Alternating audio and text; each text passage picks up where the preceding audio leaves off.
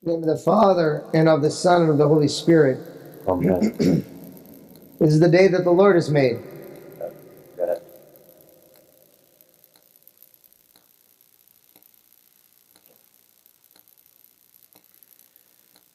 When we celebrate this day, beloved, we are reminded that Christ came to us as a child, which is obviously, we know this from the scriptures, but he didn't come as a child that was, he came in a way that was not ceremonious. I realized that there were angels in the sky, kings traveling from all over the place to see him, shepherds that were kind of like leaving their flock in some way, to see this mystery that was taking place. But it was all kind of concentrated. It was all kind of concentrated. It wasn't like Jesus came the way he's going to come, when he comes again, where no one is going to doubt. The whole world, the whole universe will understand that Christ, when he comes again at the parousia, at the second coming, that everyone will know. Everyone will understand. It will all kind of happen in a moment. No one will be kind of left like somebody missed it. The only way you'll miss it is if you're not paying attention. But if you don't want to know, essentially. But if you're trying, to even pay attention at all, if you're not in a stupor, you'll understand Christ coming again. But that's not the way he came the first time. He didn't come that way. And when we understand that he didn't come in a way that was, very ceremonious, he didn't come as the King of Glory. He came as this little infant, vulnerable child. We see in the gospel that we hear today, we understand in this gospel that he didn't come in any other way than just to, at least initially, to just be a good Jewish boy. That's literally the reason he came. Like, that's what he was doing. It's, he wasn't coming like saying, hey, I made these laws, they don't apply to me, I don't have to follow the rules that I made up for you because you're sinners and I'm not. Like, he could have done that. I personally would not have blamed him for it because he is sinless. But he didn't do that. He didn't come in a way that was pompous. He didn't come in a way that he was puffed up. He didn't come in that way. He didn't visit us in that manner. But yet, in every single step of this process, we understand something. And he submitted himself. This is one of the things that we have to see from this experience here. Where he came and submitted himself to be circumcised. He submitted himself to the laws and the rules of his day. Until salvation was at stake, he never really superseded the laws of this world. Obviously, salvation was at stake with the Virgin Mary because we needed to understand that he was not going to rob the Virgin of her purity. This commitment that she made before the Lord, he was not going to rob her of that. So he superseded that law. But it was for our salvation, not for, just because he could. When it came time for his birth, angels don't appear in the sky for my birth.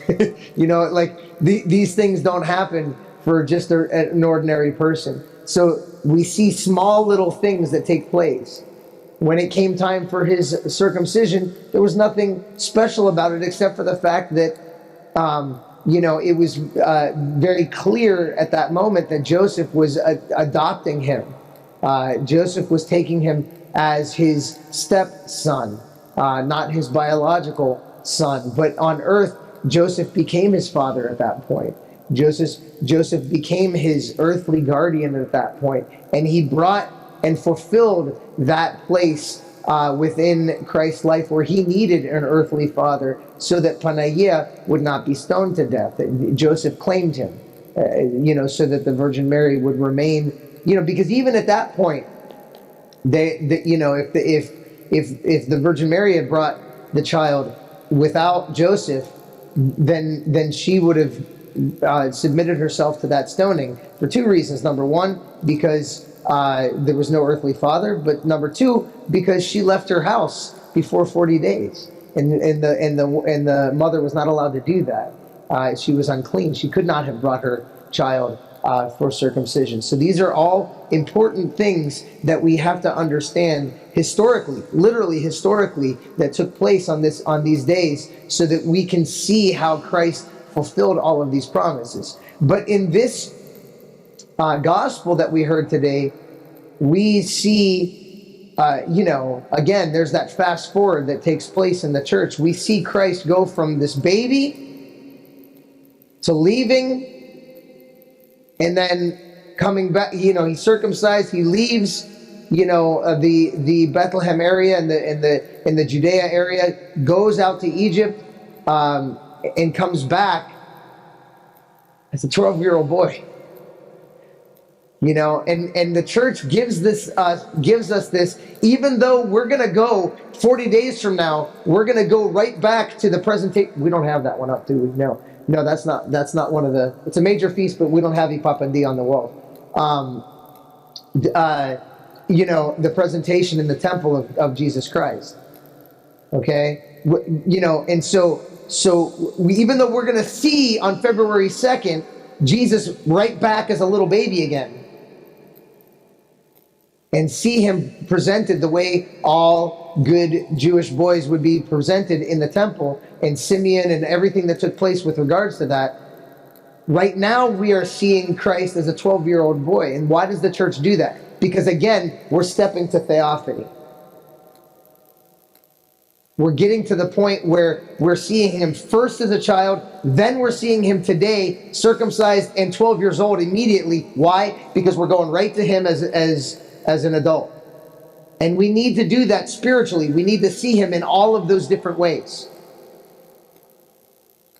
We need to understand him in all of those different ways.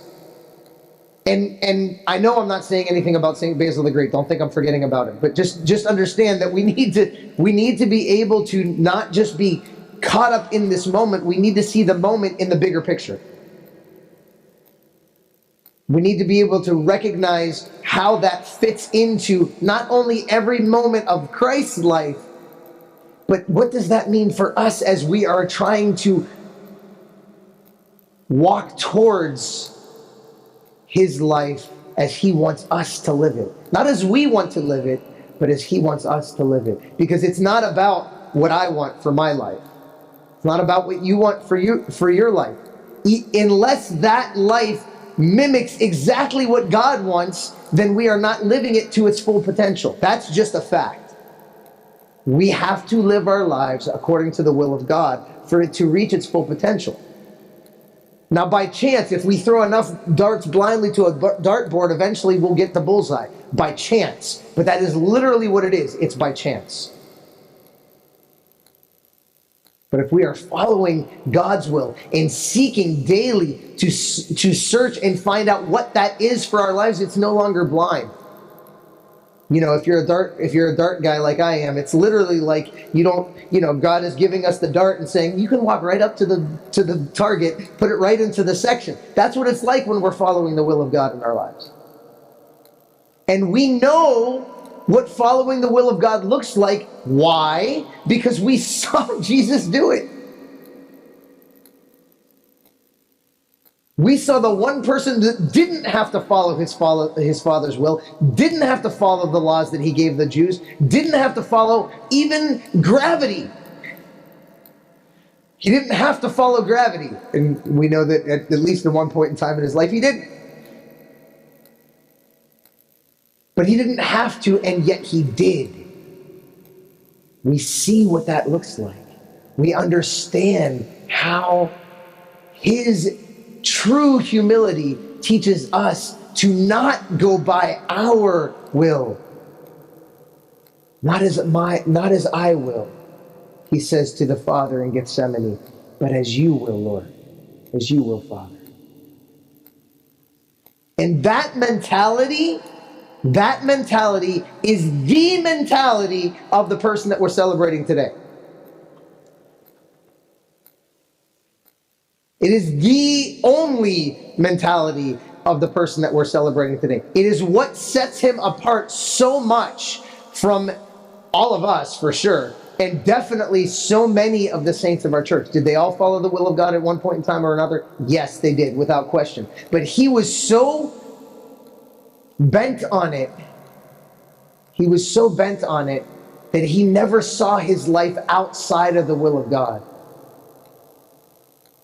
He was willing to accept the fact that it was God's will to take him at a young life. He didn't live very long on this earth.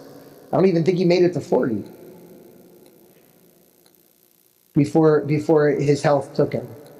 And he was a bishop at a very young age. But even in the miracles that you understand from his life, and the stories that you will hear about, healing a person, there was a man that gave his soul, literally sold his soul to the devil. He healed him through prayer and fasting. Individuals that needed to be healed of different things and different diseases, he saw. He was clairvoyant. He could be in the service worshiping and then sense that somebody was there to see him specifically that had never met him before. This is a beautiful encounter between him and Saint Ephrem the Syrian, where he was worshiping the service. Saint Ephrem was in the back of the church, and in that setting, Saint Ephrem had sought Saint Basil out because he had heard of this beautifully humble bishop. And Saint Basil came out on this feast day dressed in these beautiful, just immensely ornate robes, because he's a bishop. And Saint Ephrem immediately looked at him and said, "Wow, that can't be him," because of the robes. He's like, we made a mistake. So he and his kind of like servant that was with him just kind of said, "Nah, we're gonna skedaddle." But before he left, Saint Basil, recognizing that Saint Ephrem was going to leave, sent his deacon out to the back of the church and said, "Hey, wait. You're not supposed to leave yet. The bishop wants to see you." He goes, "How could the bishop even know I'm here?" He goes, No, just wait there. He wants to see you. He's like, "No, you must have made a mistake. You must have confused me with somebody else." So the deacon went back. The deacon went back to the bishop and said, "I think, the guy that you told me to go to says that you made a mistake." He goes, "No, I haven't made a mistake. Tell Ephrem to stay there." They had never met each other. So the deacon went back and he says, "No, Ephrem, you have to stay here." He's like, "Wait a second, I didn't give you my name." And then he realized, wait, their looks may be deceiving. I might want to give this guy a second shot at this. So the service was over, and he went to, basically to like some side room in Basil, and he talked. Saint Ephrem, the illustrious poet, and Saint Basil, who's probably forgotten more theology than I'll ever know. Can you even imagine what the hours of that conversation were like? Goodness. But this is what it's like to be in the will of God, to just basically say, okay, whatever the Lord, whatever, to be in tune to this kind of thing. And at the end of it, Saint Ephrem expressed to Saint Basil a desire to know more. But he was limited because at the time, the only texts that could be read for the theology that Saint Ephrem wanted to read were in Greek, and Saint Ephrem was Syrian. He could only read Syriac. He did not know Greek. And so Saint Basil said, "All right, pray for me. If it be the will of the Lord, I will pray over you." So here you have two great saints of the church praying for each other. And Saint Basil put his hand over Saint Ephrem and immediately began to understand, to read and write in the language that he desired. This is the joy of the Lord. And there's so much more. There's so much more you can say about St. Basil. There's so many other stories. Times that his life even was threatened. And that he had the courage to look at the will of the Lord and say, okay, if it's my time, so be it. But I'm not going to submit to this. I'm not going to cower in front of these threatenings. No matter who you are, it doesn't matter. The Lord, when we follow his will, the Lord does indeed bless us. And that blessing takes so many different forms. Sometimes, unfortunately, those blessings do take the form of minor inconveniences to our lives, minor health inconveniences that may seem great at the time. But he carries us through them. He carries us through them. He really does. He strengthens us, even in the midst of our weakness. And that's something else we learned from St. Basil, because his health was waning towards the end of his life. And he was barely able to stand days before his passing.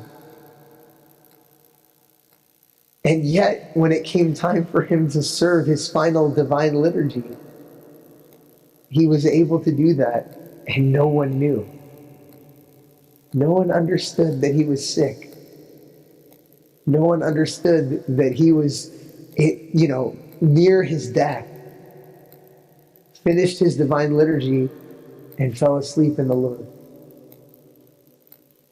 What a beautiful image for the servant of the Lord who lived his entire life. So weakness is not necessarily something to be feared. It is something, when it is the will of the Lord, to be embraced. To even thank God for, so that we can remember how much we need him. When we're strong, we don't remember that we need God, do we? When we're feeling strong. It's in our weakness that we remember. It's in our weakness to be at St. Basil's last liturgy.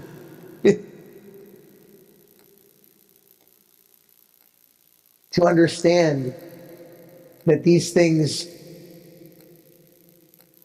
are interconnected. And during St. Basil's funeral procession, another miracle took place, also connected with St. Ephrem, ironically enough. There was a woman who was a spiritual child of St. Ephrem, and went to him and had written down everything that she wanted to confess. And she went and, sought St. Ephrem, and she had her papers with her. Now, you have to remember, it wasn't like there were pencils and erasers during those times. Like, you wrote it down, it was down on paper. It wasn't like there was a delete button on a keyboard. She wrote down everything on a few pieces of paper, everything that she needed to confess. She had not been to confession in years. And when she was done confessing to St. Ephrem, everything that was on those papers was gone. She had gone to confession, everything on those papers were gone. Except for one thing.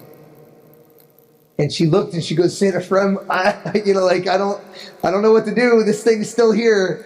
And he goes, oh, it's my own feebleness. Go seek a holy man in Caesarea. His name is Basil. Go seek him. It's my feebleness. It's not going to be. It's not going to be. It'll be okay. You go see him. He's holier than I am. So she goes. But he has already died. He had already died. So she came back. She came back, and she was so upset. And Saint Ephrem said, no, go back and go back and give this to him. Go back and give these papers to him.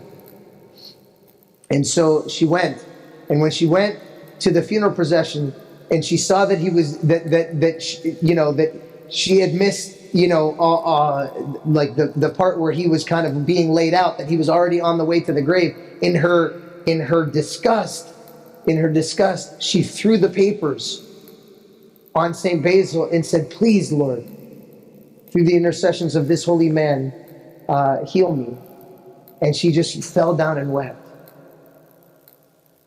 And the priests and the people that were around him that were, sought seeking after him, they didn't want all these papers to be, covering the bishop and everything. They didn't want anything to happen. So they grabbed all the papers and they were prepared to bring them back to the lady.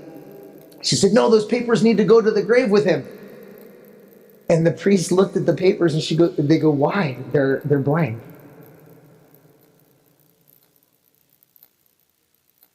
Nothing was left, not even the one thing that she had wanted to, that Saint Ephrem was not able to, quote unquote, heal her from. And upon that, she, of course, wept. So even posthumously, St. Basil's prayers were performing miracles. We are so blessed to have these people that we call our family in the church. We are so blessed. And it's really up to us to continue to learn more about them, to emulate the love and the obedience they had to follow the will of the Lord. But more importantly, to love God above loving ourselves. To take His will and to place it as the most important part of our lives.